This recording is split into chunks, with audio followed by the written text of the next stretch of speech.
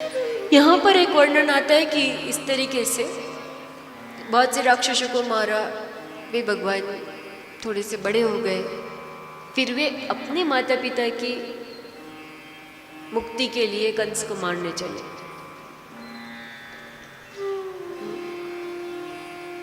जब वो जा रहे थे तो सब रो रहे थे, सब परेशान थे कि कृष्ण चले जाएंगे।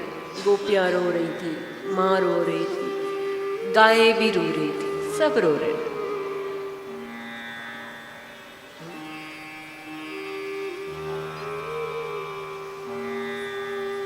एक ऐसा भी वर्णन आता है इसमें कि पृथ्वी पे बहुत पाप बढ़ गया था, तो धरती माता गाय बन के भगवान के पास गई और बोला कि मुझे इस पाप के बोझ से मुक्त दिला दो।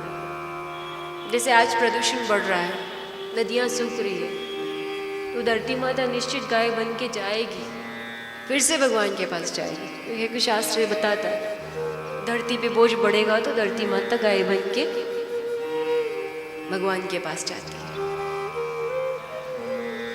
और भगवान को कहती कि मेरे मतलब पृथ्वी पे से, मुझ पे से भार हटाओ, पाप का बोझ पृथ्वी भी नहीं सह पाती। हम कैसे सह सकते हैं? हम तो बिल्कुल इंसान है, पृथ्वी पे रहने वाले हैं। सबसे ज्यादा सहनशील इस संसार में कोई है तो पृथ्वी है, उसके बाद नारी है। पहले पृथ्वी फिर नारी, ये सबसे ज्यादा सहनशील है संसार में।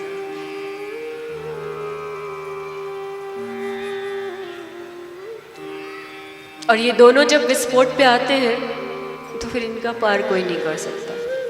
जब ज्वालामुखी फटे तो वहाँ कोई पास में जा नहीं सकता, और कोई भगवती स्वरूप नारी अगर क्रोधित हो तो कोई फिर उस समय उसको संभाल नहीं सकता।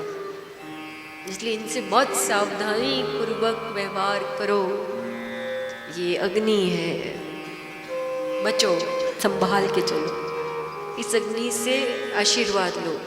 इस अग्नि की जैसे हम आरती का दिया लेते हैं, आरती लेते हैं, तो उसका आशीर्वाद हम लेते हैं। इससे आशीर्वाद लो, वहाँ तक ठीक है। ज़्यादा इसके साथ छेड़खानी की तो हाथ जलेगा और कुछ नहीं होगा, नुकसान।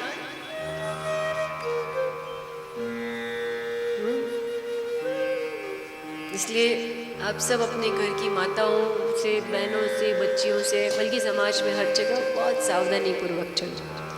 और ये जाति कहाँ है, सीधा फिर सुपर पावर के पास जाती, बीच में कहीं रुकती नहीं है। इसकी अप्रोच बहुत हाई होती है,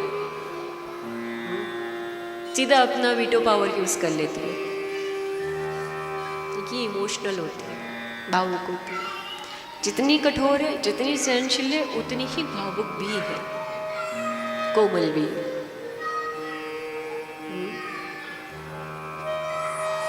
तो यहाँ पर जो है पृथ्वी माता भी गई थी, और पृथ्वी माता ने भी ये कहा था, ये भी एक कारण था कृष्ण के अवतार का।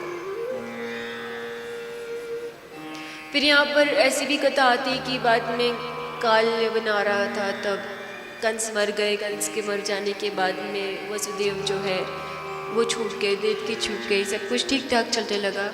बाद में कालजमन नाम का एक जब राक्षस आया था, तो उसको उससे बचाने के लिए जो भी है, तो भगवान जो है सबको द्वारका भेज देते और खुद जो है वहीं रुक जाते। यानी अगर आपके यहाँ ज़्यादा अशांति हो तो पैतृक जगह से दूर हो जाने में भलाई है। ये सिर्फ कृष्ण ही बता सकता है, और कोई नहीं बता सकता। अपनी पैतृक जगह छोड़ने की बात यहाँ सिर्फ कृष्ण के साथ आती। राम को जाना पड़ा था 14 साल के, कृष्ण चले गए, फिर उसके बाद हमेशा के लिए, फिर तो द्वारका चले गए, उन्होंने द्वारका बनवाई, वहां चले गए। जब भी एक स्थान छोड़ के दूसरे स्थान पे जाना हो तो कुछ बातों का चयन करना चाहिए। जहाँ से आप परेशान हुए वहाँ से कहीं और जाना है तो नदी किनारा हो, सागर किनारा हो, या पर्वत की शिखर, ऐसे स्थान पे जाना चाहिए। अब इसका बहुत ये लाइन लिखी है इसमें इस तरह से, लेकिन इसका अर्थ ये है कि पर्वत का शिखर यानी फिर वो इस छोटी मोटी चीज़ों से आप बहुत ऊपर उठ जाओ। सांकेतिक लिखा है, आप इन सारी चीज़ों से बहुत ऊपर उठ जाओ, पर्वत के शिखर पे जाके रहो, एकदम ऊपर उठ जाओ। या क्या करो, ये नारायण के जैसे सागर में जाके रहो, एकदम गहरे लेकिन शांत। शांताकारं भुजगशयनं पद्मनाभं, एकदम शांत होके। खारा पानी है, ठीक है, सब कुछ है, या तो एकदम सुप्त हो जाओ या उच्च हो जाओ, या गुप्त हो जाओ या उच्च हो जाओ, या तो भीतर ही भीतर साधना में लग जाओ या इस प्रपंच से एकदम ऊपर ही उठ जाओ। ये मुझे इसका अर्थ समझ में आता है। उन्होंने द्वारका चुनी,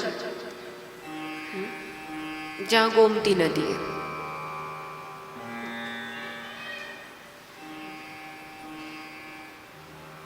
गोमती नदी, नदी का नाम भी ऐसा जिसकी मती गौ माँ के जैसी, गोमती, गोमती, गोमती, जहाँ पे नदी की भी मती, मतलब गाय से तो छूट ही नहीं सके भैया, श्राप था।